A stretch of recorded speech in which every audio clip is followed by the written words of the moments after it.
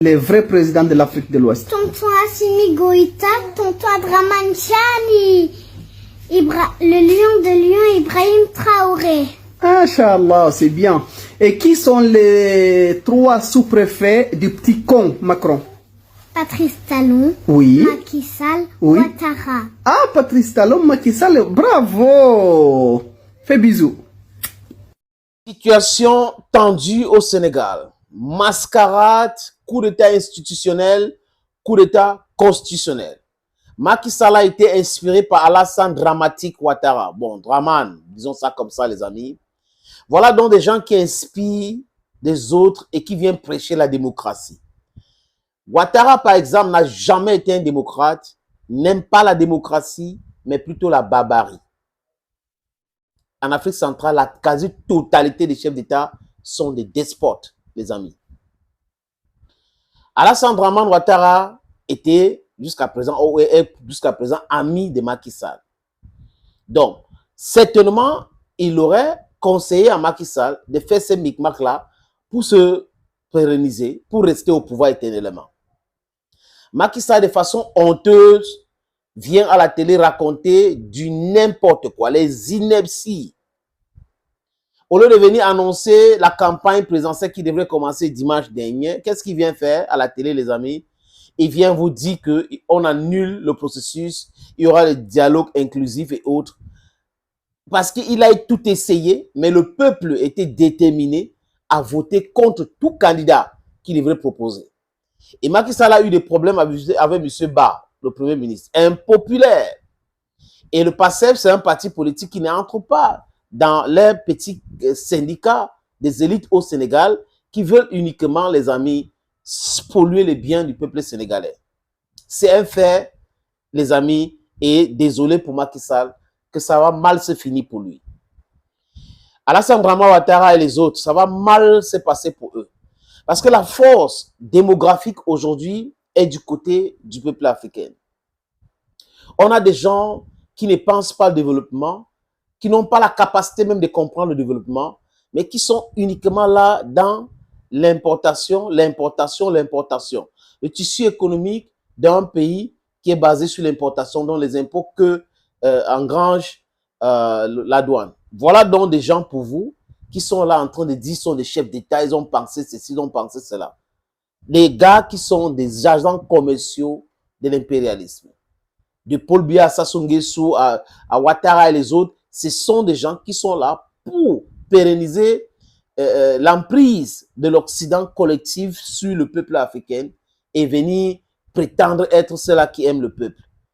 Quelqu'un peut aller acheter le carburant à 250 francs, venir vendre à 840 francs, avec peut-être 21 impôts là-dedans, et vous expliquer un truc de subvention. Et des esprits faibles acceptent cela. C'est-à-dire qu'on est en train de mentir le peuple, manipuler le peuple, après on amène la distraction, et on vous raconte des choses, et c'est ça, parce qu'on est en train de protéger les intérêts des gens. On ne veut pas que le Cameroun puisse produire son propre pétrole. Les amis, c'était juste une parenthèse. Il y a un député au Sénégal, il s'appelle Barthélémy Dias. Monsieur Barthélémy Dias, c'est le maire. Il est député maire de Dakar. Il a prononcé ce discours à l'Assemblée nationale quand la majorité mécanique à l'Assemblée nationale du Sénégal voulait voter une loi pour proroger les élections, comme on a dit, c'est en décembre prochaine. Je vous suggère de l'écouter attentivement. Chers collègues, c'est trop facile de se mettre ici à vouloir défendre des intérêts personnels, partisans et claniques. Mais n'oubliez pas une chose, si nous avons, nous, particulièrement au niveau de Tahaou Sénégal, accepté d'aller au dialogue national, c'était pour éviter au Sénégal le chaos, pour permettre au président Macky Sall de sortir par la grande porte et la porte honorable. Mais je vais vous dire une chose, si on laisse la majorité mécanique jouer son rôle, que personne ne dise qu'il n'a pas été averti. Les populations ne l'accepteront pas. C'est ça la triste réalité. Nous devons faire preuve de tenue, de retenue et de sagesse. Et c'est la raison pour laquelle je terminerai mon propos en dénonçant l'hypocrisie de la CEDEAO, mais surtout la fumisterie de l'Union africaine. Parce que ce qui se passe aujourd'hui au Sénégal devrait être dénoncé. Le protocole de la CEDEAO est violé. Le protocole est très clair. Il dit que nul ne peut changer les règles du jeu 6 mois avant le jour du scrutin. Alors pourquoi le mutisme de la CEDEAO? Pourquoi le mutisme de l'Union africaine? Et pendant ce temps, on reproche à certains présidents africains, dont le président du Mali, du Niger, du Burkina, de se retirer de la CEDEAO. Donc, je terminerai mon propos par lancer un appel à M. le Président Macky Sall. Je vous prie de bien vouloir faire preuve de tenue et de retenue. Le Sénégal en vaut la peine. Et vous méritez mieux que cela. Je vous remercie. Voilà. Donc, le cynisme qui anime la CEDEAO et l'Union africaine est criard, les amis. L'Union africaine, c'est une organisation, quand vous écoutez M. Barthélémy Dias, député maire de la ville de Dakar, vous comprendrez une fois, les amis, que cette institution qu'on appelle l'Union africaine doit être dissoute. La CEDEAO n'existe même plus.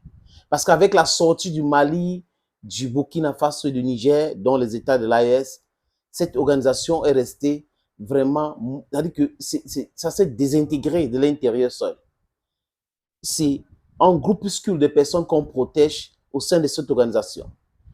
Et les Occidentaux ont tout fait pour s'introduire là-dedans, en finançant la CEDEAO. Donc du coup, il n'y a plus de substance dans cette organisation. La CEDEAO a cessé depuis longtemps d'être la CEDEAO. Vous comprenez un peu, les amis? Ce n'est plus la CEDEAO, c'est de la CEDEAO France, c'est de la CEDEAO États-Unis, c'est la CEDEAO Union européenne. Et là, le Sénégal, c'est un cas qui vient tomber pour vous montrer, pour ceux qui pensent que la CEDEAO c'est quelque chose, que cette organisation est une organisation criminelle, les amis. Il y a des gens qui parlent d'intégration, intégration. C'est un faux truc. Le Cameroun n'est pas dans une organisation avec le Nigeria, par exemple. Mais les Camerounais peuvent aller faire 3 mois au Nigeria et rentrer. Après 3 mois, ils peuvent payer les papiers. Il y a la libre circulation. Entre le Cameroun et le Mali, il y a la libre circulation. Ce n'est pas une histoire de venir vous expliquer des choses. La France a son emprise sur les États de l'UEMOA et s'est introduit dans le fonctionnement de la CEDEAO et a détruit complètement cette organisation en pensant que comme nous avons le contrôle de la CEDEAO, ça va mettre la pression sur certaines personnes, les leaders et autres, on va utiliser la force pour régler certains problèmes. Mais mal les a pris. C'est-à-dire qu'ils n'ont pas fait le calcul de Vlado qui devait arriver, de la Russie qui devait arriver. Ils n'ont pas fait ce calcul. Donc, vous voyez que la classe politique sénégalaise, les opposants sénégalaises, le peuple sénégalais, les corporations comme le journalisme et autres, les amis, sont foncièrement contre ce qui se passe actuellement au Sénégal. Macky Sall ne peut pas s'en sortir. D'abord, il est très arrogant. Il est imbu de sa personne. Il pense qu'il est le plus intelligent. En fait, pour Macky Sall, c'est lui qui a créé le mot intelligence. Et c'est lui qui est le plus intelligent. Macky Sall pense que le Sénégal appartient. Parce que Ouattara lui dit certainement que, ou Talon lui dit certainement que, et le somnambule du Ghana lui dit seulement que, mais il a oublié que le Sénégal a ses réalités. Abdoulaye a été obligé de partir pour céder la place. Et lui, il a pris cette place-là pour se comporter aujourd'hui comme un véritable gourou. C'est un gourou d'une secte qu'il a créée au Sénégal aujourd'hui, les amis. Reporter une élection après avoir manigancé, après avoir mis les opposants en prison et tout, en pensant que oui, ça devait être un boulevard pour un premier ministre vassalisé. Et après, la dernière minute, se rendre compte qu'on est dans le non-sens. No. Macky Sall, you're making a very big mistake. And you've been making mistakes for some time now. This time around, you are nailing your own coffin. And let me just reassure you. You will look for where to run to. You will not have. It might be you run to Côte d'Ivoire as Blaise Compaoré, the criminal Blaise Compaoré, or you run to France for to have a nationality there. But in this Africa, you don't have a place. You will never have a place. Nobody's going to respect you because you don't merit their respect. You are such a bad grain in the African continent. You've done a lot of wrong to African people and to the Senegalese also. Thank you, friends, for always watching. Thank you again. If you have time, comment and share. Bye-bye for now.